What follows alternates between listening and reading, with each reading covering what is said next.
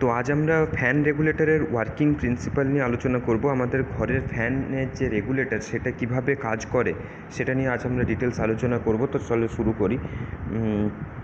First হলো, আমাদের আগেকার দিনের যে ফ্যান রেগুলেটর ইউজ হতো, যেটা কিনা কনভেনশনাল ফ্যান রেগুলেটর, সেটা খুব সিম্পল ইলেকট্রিক্যাল নলেজ থেকেই সেটা আমরা বুঝতে পারবো যে কীভাবে ওয়ার্ক করতো। তারপর আমরা এখনকার যে ফ্যান রেগুলেটর ইউজ করা হয়, যেটা মোর এনার্জি এফিসিয়েন্ট, তো সেটা কীভাবে ওয়ার্ক করে সেটা আমরা ডিটেলস আলোচনা করব। তো কনভেনশনাল ফ্যান রেগুলেটর আগে কীভাবে ওয়ার্ক করতো না, একটা আমরা 220 ভোল্ট সাপ্লাই এখান থেকে দেওয়া হতো। 220 ভোল্ট সাপ্লাই একটা রেজিস্ট্যান্সের বক্স দিয়ে আমাদের এটা হলো ফ্যান, আমাদের ফ্যানে চলে যেত। জাস্ট সিম্পল একটা ডায়াগ্রাম। তো এখানে কি হতো, যখন একটা নব থ্রু আমরা সেটাকে কন্ট্রোল করতাম, যখন নব 1 নাম্বার পজিশানে যখন থাকতো, তখন এই যে সিঙ্গেল ফেজ সাপ্লাই রেজিস্ট্যান্স সবকটা রেজিস্ট্যান্স হয়ে ফ্যানে যাচ্ছে। মিন্স কি না, আমাদের সাপ্লাই লাইন ভোল্টেজ সবকটা রেজিস্ট্যান্সে ড্রপ হচ্ছে। তো এখানে যে ফ্যানে গিয়ে যে ভোল্টেজটা গিয়ে রিচ করছে সেটা আমাদের সাপ্লাই ভোল্টেজের থেকে অনেকটাই কম। তোমরা দেখেছো আগে আমরা ঘরে যে প্রবলেমটা আগে সবার বাড়িতেই ফেস করতে হতো, যে ভোল্টেজ কমে গেলে ফ্যানের স্পিড খুব কমে যেত। তো সেই প্রিন্সিপালকেই কাজে লাগিয়ে আমাদের ফ্যান রেগুলেটর ওয়ার্ক করে, যে ভোল্টেজকে কম করে দেওয়া হয় ফ্যানের স্পিড কমানোর জন্য। তাই যখন নব 1, তখন সে এই রেজিস্ট্যান্সও পাচ্ছে, এই রেজিস্ট্যান্সও পাচ্ছে, এই রেজিস্ট্যান্সও পাচ্ছে, এই রেজিস্ট্যান্স, তাই ভোল্টেজ অনেক কমে যাচ্ছে। যখন নব 2-এ দেওয়া হলো, তখন রেজিস্ট্যান্সের ভ্যালু কমে যাওয়ার কারণে ভোল্টেজটা একটু বাড়লো। যখন নব 4-এ দেওয়া হলো, ভোল্টেজটা আরেকটু বাড়লো। যখন নব 5-এ দেওয়া হলো, তখন ডাইরেক্ট ভোল্টেজ আমাদের ফ্যান পেলো। এই যে এখানে যখন নবটা চলে যাবে এদিক হয়ে, তোমরা দেখো যখন আমাদের নবটা 5-এ আসবে, যখন নবটা এই 5-এ, তখন এখান থেকে এসে লাইন এখানে হয়ে ডাইরেক্ট ফ্যানে চলে গেল, মানে ডাইরেক্ট ফুল ভোল্টেজ ফ্যান পেলো। তখন ফ্যান ফুল স্পিডে ঘুরতে শুরু করে। এটাই just simple conventional fan regulator এভাবেই কাজ করতো। তো এখনকার দিনের যে ফ্যান রেগুলেটর, সেটা ইলেকট্রনিক্যালি কন্ট্রোল করা হয়। এটা মোর এনার্জি এফিসিয়েন্ট, এখানে লস খুব কম হয়, কারণ রেজিস্ট্যান্স না থাকার কারণে লস কম হয়, হিট কম প্রডিউস কম হয়। তো এটা অনেক এনার্জি এফিসিয়েন্ট, অনেক অ্যাডভান্স টেকনোলজি। তো এই ফ্যান রেগুলেটর কীভাবে কাজ করে সেটা নিয়ে আমরা জানার আগে আমাদের এখানে কিছু কিছু ডিভাইস কালেক্ট করা হয়েছে সেটা জানতে হবে। এখানে দেখো একটা ডায়াক আছে, একটা ট্রায়াক আছে, এগুলো দুটো রেজিস্ট্যান্স। তো এই ডায়াক আর ট্রায়াক কী সেটা নিয়ে আমরা আগে ডিটেলস জেনে নিই, তারপর কীভাবে এই সার্কিটটা ওয়ার্ক করছে সেটা আলোচনা করব। তো ফার্স্ট হলো আমাদের কি না, ফার্স্ট আমাদের ডায়োড কী সেটা জানতে হবে, কারণ এই যে ডায়াক এসেছে মেনলি ডায়োড থেকে। তো ডায়োড কি, ডায়োড আমরা সবাই জানি, ডায়োড একটা মিন্স অ্যানোড ক্যাথোড দিয়ে তৈরি একটা ডিভাইস, যেটা কি না অনলি সিঙ্গেল ওয়েতে কারেন্টকে অ্যালাউ করে, এই পাশে ওয়েতে অ্যালাউ করে না। অনলি সিঙ্গেল ওয়ে কারেন্টকে সে অ্যালাউ করবে for passing this position, say allow করবে, আদারওয়াইজ সে অ্যালাউ করবে না। তো অ্যানোড, এই দিকটা অ্যানোড, পজিটিভ সাইন দেওয়া আছে, এদিকটা অ্যানোড, এদিকটা ক্যাথোড, নেগেটিভ সাইন দেওয়া আছে। এটা একটা ডায়োড এইভাবে এরকম দেখতে হয়।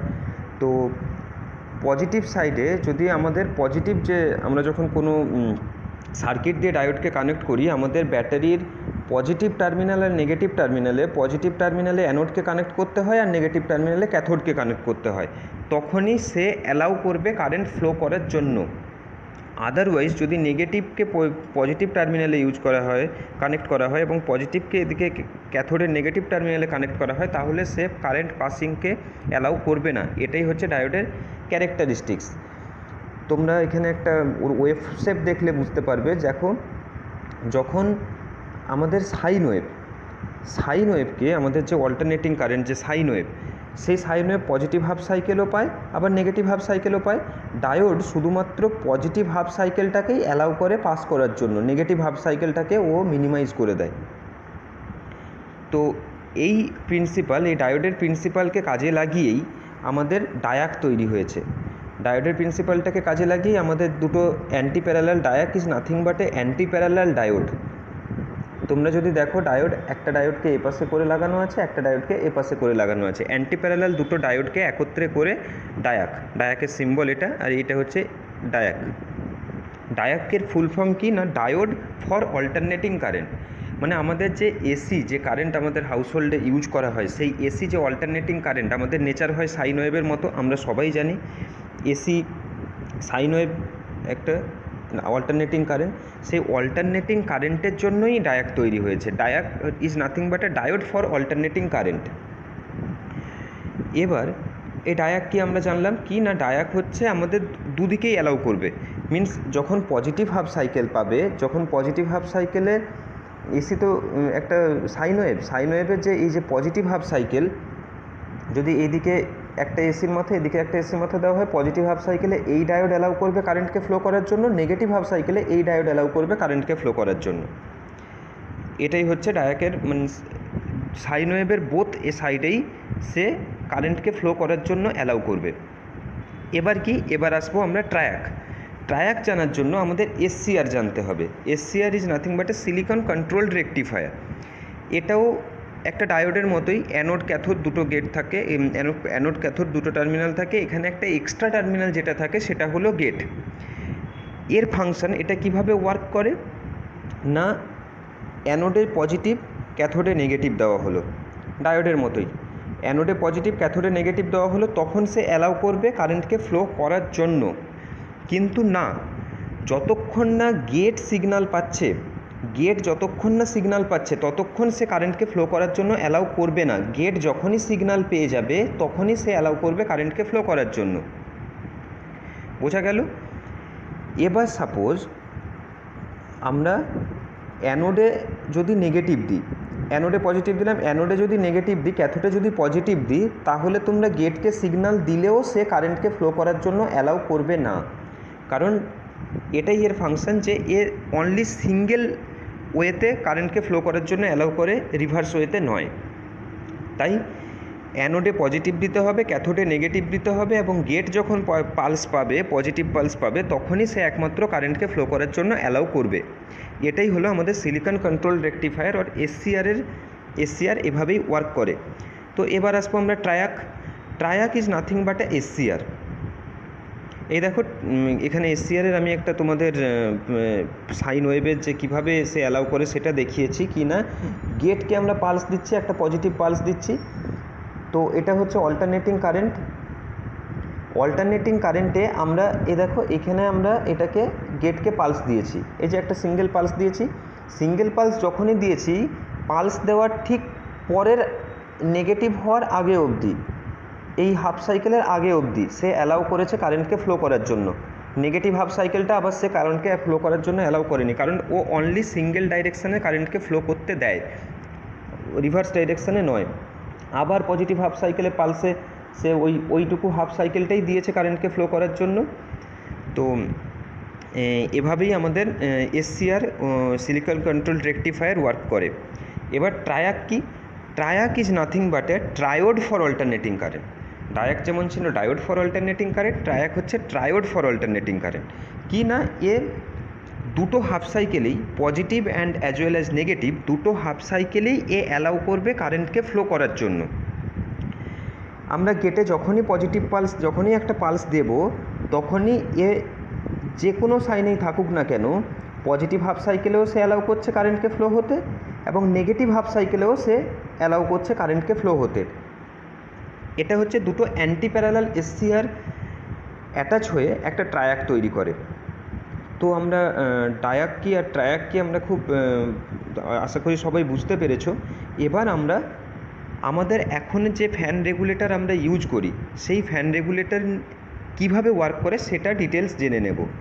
এই যে এই ফ্যান রেগুলেটর আমাদের ফ্যানের স্পিড বাড়াচ্ছি কমাচ্ছি, তো সেটা কিভাবে ওয়ার্ক করছে সেটা জানবো। আমাদের ফ্যান হচ্ছে এটা, এই সিঙ্গেল ফেজ সাপ্লাইয়ের একটা সাপ্লাই চলে গেল ফ্যানে, আর একটা সাপ্লাই আমাদের এই কম্বিনেশন হয়ে ফ্যানে যায়।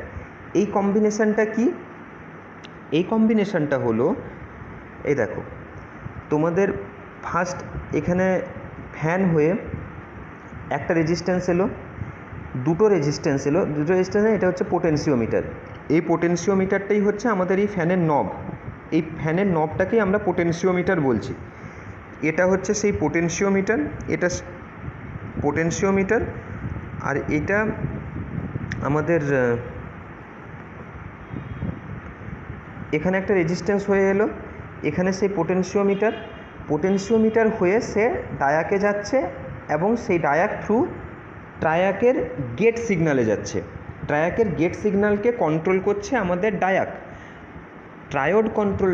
ট্রায়োড ফর অল্টারনেটিং কারেন্ট, যে ট্রায়াকে গেট সিগন্যালটাকে কন্ট্রোল করছে ডায়োড ফর অল্টারনেটিং কারেন্ট ডায়াক। এবং সেই ডায়াক কন্ট্রোল করার সময় এখানে একটা ক্যাপাসিটার লাগানো হয়েছে কি না আরসি টাইম কনস্ট্যান্টকে ভ্যারি করার জন্য।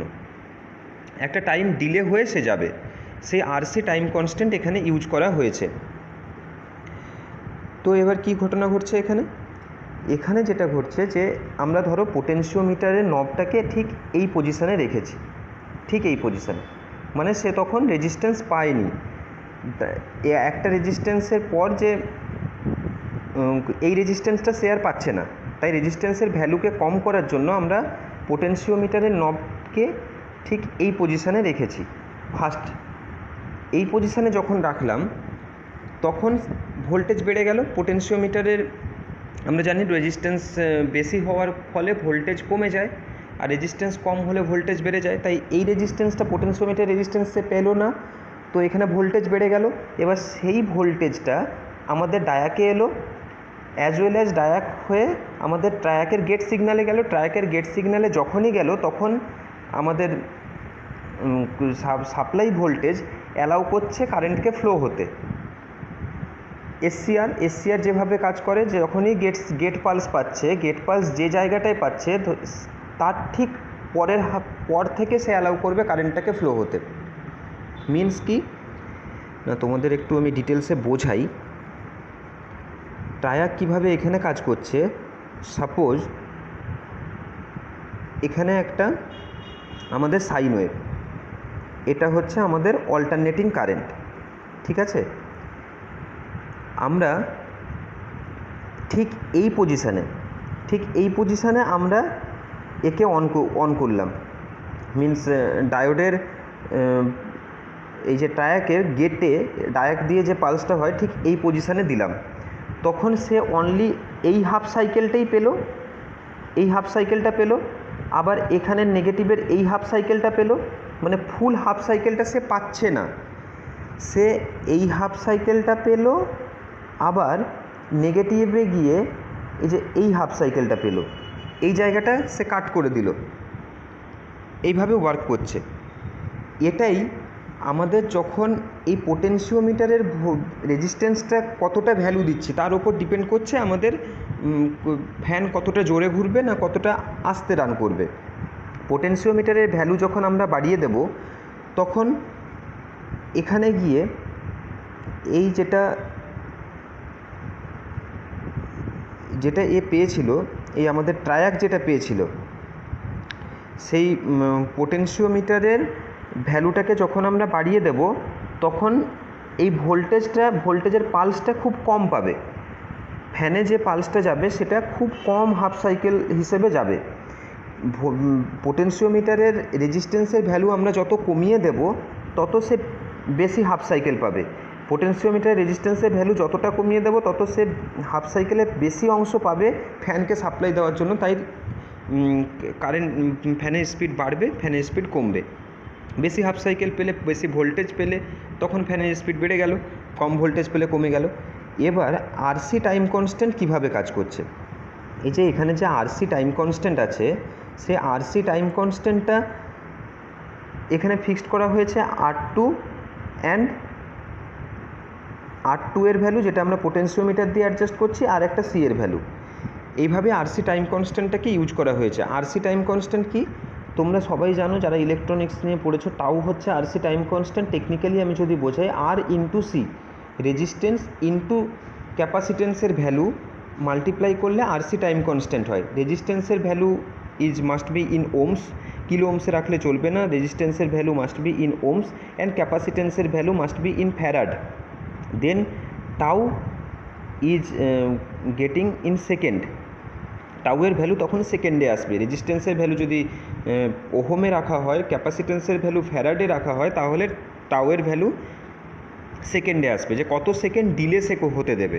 এটাই হচ্ছে আরসি টাইম কনস্ট্যান্ট, কত সেকেন্ড ডিলে করে সে সাপ্লাই ভোল্টেজটাকে পাস হতে দেবে। সেই কারণে এই আরসি টাইম কনস্ট্যান্ট ইউজ করা হয়েছে। তো এভাবেই আমরা ডায়াক দিয়ে ট্রায়াককে কন্ট্রোল করে আমরা ফ্যানে সাপ্লাই ভোল্টেজ পুট করছি, যে কারণে ফ্যান কতটা স্পিডে রান করবে সেটা ফ্যান সেন্স করে সেই হিসেবে ফ্যান রান করছে। তো এটাই হলো আমাদের ফ্যান রেগুলেটর কীভাবে ওয়ার্ক করে তার একটা প্রিন্সিপাল তোমাদের আমি ডিসকাশন করলাম। তো আশা করি সবাই বুঝতে পেরেছো। কোনো প্রবলেম থাকলে তোমরা কমেন্ট বক্সে অবশ্যই জানাবে। Thank you for watching this video.